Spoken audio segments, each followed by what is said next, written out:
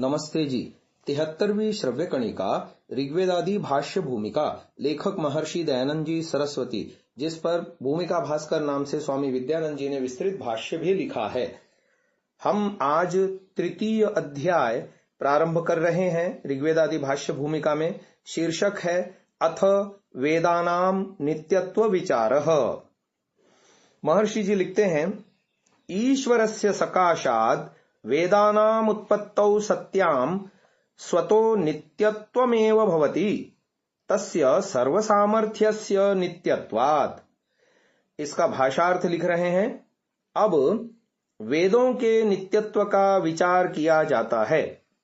सो वेद ईश्वर से उत्पन्न हुए हैं, इससे वे स्वतः नित्य स्वरूप ही हैं, क्योंकि ईश्वर का सब सामर्थ्य नित्य ही है। फिर आगे संस्कृत भाषा में लिखते हैं, अत्र केचिदाहुः न वेदानां शब्दमयत्वान् नित्यत्वं संभवति। शब्दो नित्यः कार्यत्वात् घटवत्, यथा घटः कृतोऽस्ति तथा शब्दोऽपि, तस्मात् शब्दानित्यत्वे वेदानामप्यनित्यत्वं स्वीकार्यम्। मैवम, अब इस पूर्व पक्ष की मान्यता का खंडन कर रहे हैं। मैवम मन्यताम शब्दो द्विविधो नित्य कार्य भेदात् ये परमात्म ज्ञानस्थाः शब्दार्थ संबंधाः सन्ति ते नित्या भवितुमर्हन्ति।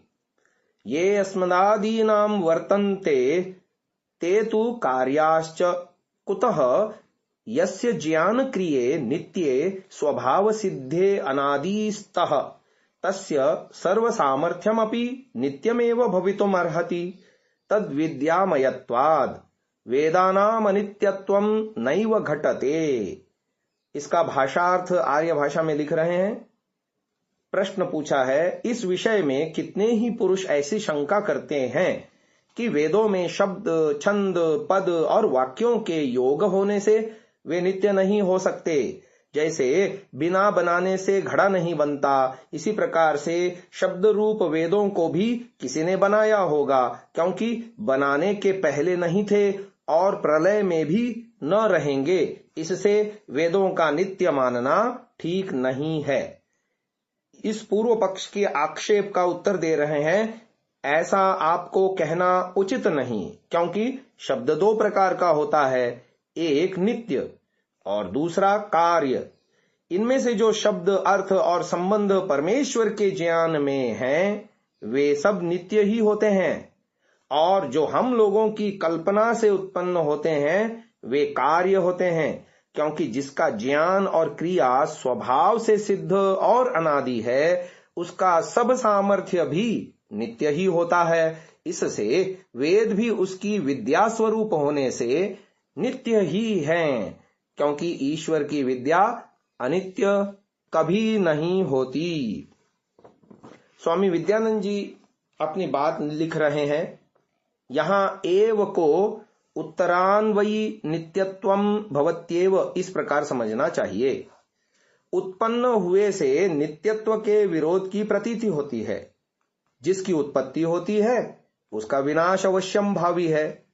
एवंच उत्पन्न पदार्थ में 6 प्रकार की क्रिया विकार होते हैं, अर्थात वह जन्म, जायते, सत्ता, अस्ति, विपरिणाम, विपरिणमते, वृद्धि, वर्धते, अपक्षय, अपक्षीयते और विनाश, विनश्यति, इन 6 अवस्थाओं से गुजरता है। इन क्रिया विकारों से युक्त पदार्थ सदा अनित्य होता है। यजुस्तस्माद् अजायत, यजुर्वेद 31:7। त्रयो वेदा अजायंत, शतपथ ब्राह्मण 11:5-2-3। महतो भूतस्य निःश्वसितम, बृहदारण्यक उपनिषद 2:2-10 इत्यादि वचनों में वेदों की उत्पत्ति का स्पष्ट निर्देश उपलब्ध है। उत्पन्न होने पर उसमें बुद्धि क्षय, विपर्य आदि दोषों की प्राप्ति होगी। ऐसी अवस्था में वेदों को नित्य कैसे माना जा सकता है? वस्तुतः लोक में बनाई गई वस्तुओं को देखकर वेदों की उत्पत्ति का भ्रम होता है। उत्पत्ति शब्द से यहां अभिव्यक्ति अर्थ अभिप्रेत है। परमेश्वर प्रचलित अर्थों में कर्ता नहीं अपितु प्रेरक है। उसी रूप में वेद परमात्मा की प्रेरणा यानी स्वाभाविक शक्ति से अनायास ही अभिव्यक्त होता है।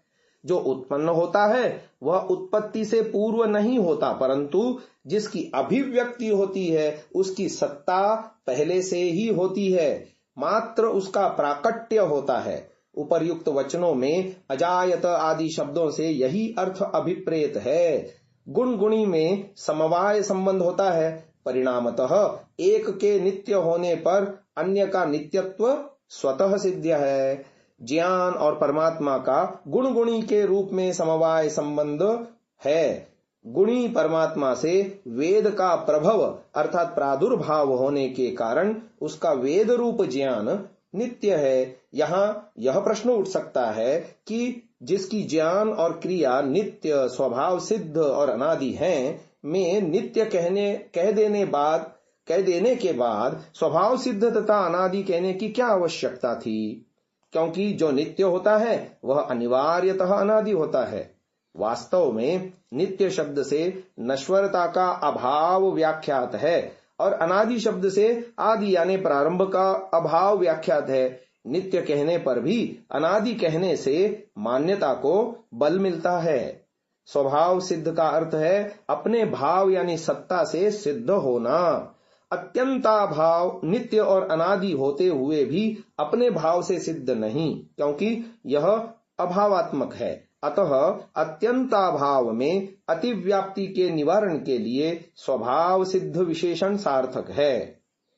प्रकृति परिणामिनी है, अतः प्रलय काल में जगत अपनी उपादान प्रकृति में विलीन हो जाता है, प्रलीन हो जाता है। जगत के निमित्तीभूत परमेश्वर के सामर्थ्य के द्वारा उपादान प्रकृति से उत्पद्यमान होने के कारण वेद समान जगत का नित्यत्व सिद्ध नहीं होता। वेदों की उत्पत्ति अर्थात उनका प्रादुर्भाव ऋषियों के अंतःकरण में ईश्वर के सकाश से हुआ। यहाँ सकाश शब्द से स्थान की अपेक्षा से सामीप्य अभिप्रेत नहीं है, वह मात्र सामीप्य अथवा सन्निधि का द्योतक है। सर्वव्यापक होने के कारण ऋषियों के अंतःकरणों में ईश्वरीय प्रेरणा से वेद ज्ञान का प्रकाशन होता है। स्वतः शब्द भी अत्यंत महत्वपूर्ण है। स्वन अर्थात वेद रूप शब्द का अभिव्यंजक होने से परमात्मा ही स्व है। अतः स्वतः अर्थात स्व परमात्मा तह से वेदों का नित्यत्व सिद्ध है। इन दोनों पदों यानी सकाशात तथा स्वतः की व्याख्या करते हुए सायणाचार्य ने अपनी भूमिका में लिखा है, आदि सृष्टौ ब्रह्मणः सकाशाद वेदोत्पत्तिमारामनायते ब्रह्मणो निर्दोषत्वेन वक्तृदोषाभावात् स्वतः सिद्धम प्रामाण्यम तदवस्थितमिति। वेद शब्द रूप है, अतः वेद का नित्यत्व शब्द के नित्यत्व पर निर्भर करता है। ऐसी अवस्था में शब्द का नित्यत्व विवेच्य है। अयुत सिद्धयोः संबंधः समवायो ययोर्मध्ये एकमविनश्यदपराश्रितमेवाव तिष्ठते तौ च अयुत सिद्धौ। गुण गुणी आदि अयुत सिद्धि हैं। शब्द की गणना गुणों के अंतर्गत है। गुणी द्रव्य होता है। 9 द्रव्यों में आकाश भी एक द्रव्य है। परिशेषानुमान से शब्द आकाश का गुण है।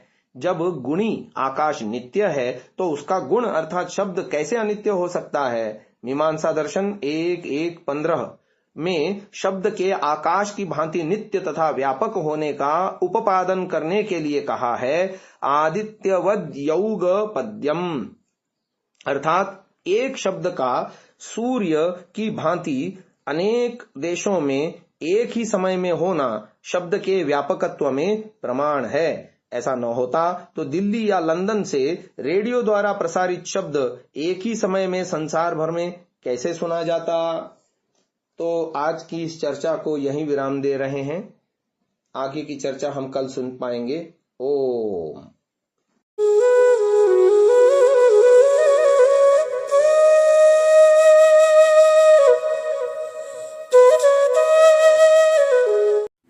Download Sansa app, R Virdal app, visit sansa.org, rvirdal.in।